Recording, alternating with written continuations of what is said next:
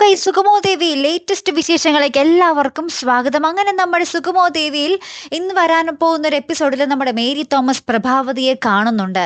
ഇനിയാണ് കഥയിൽ ഒരു വമ്പൻ വഴിത്തിരിവ്, അല്ലെങ്കിൽ ചന്ദ്രോത്ത് കുടുംബത്തിന് ഒരു കൈത്താങ് വരാൻ പോകുന്ന നിമിഷങ്ങൾ നമുക്ക് കാണുവാൻ സാധിക്കുന്നത് കേട്ടോ. വേറൊന്നുമല്ല, നമ്മുടെ മേരി തോമസ് ആകപ്പാടെ അസ്വസ്ഥയാണ്.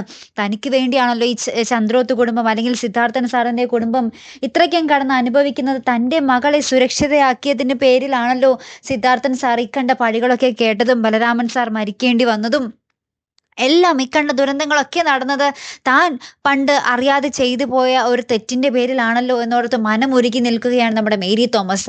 അങ്ങനെ ഇരിക്കെ നമ്മുടെ ചന്ദ്രോത്തുകാർക്ക് എന്തെങ്കിലും തന്നാൽ കഴിയുന്ന എന്തെങ്കിലും ചെയ്യണമെന്ന ആഗ്രഹത്തോടു കൂടി നമ്മുടെ പ്രഭാവതിയെ വിളിച്ചു വരുത്തി പറയുന്നുണ്ട്.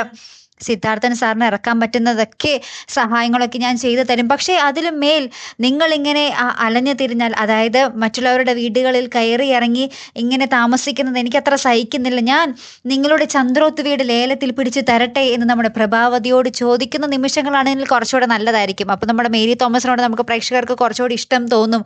ഇനി ആ വീട് ലേലത്തിൽ പിടിച്ചെടുത്ത് തിരിച്ച് നമ്മുടെ സിദ്ധാർത്ഥൻ സാറിനും കുടുംബത്തിനും നമ്മുടെ മേരി തോമസ് ആയിട്ട് കൊടുക്കുകയാണെങ്കിൽ കുറച്ചും കൂടി പൊളിയായിരിക്കും രംഗങ്ങൾ, അല്ലേ? എന്തായാലും അങ്ങനെ തന്നെ ആവട്ടെ കഥ, അല്ലേ? അപ്പൊ നമുക്ക് നോക്കാം, കാത്തിരുന്നതിനെ കാണാല്ലേ. അപ്പൊ അടുത്തൊരു വീഡിയോയുമായി വരുന്നത് വരയ്ക്കും ഗുഡ് ബൈ.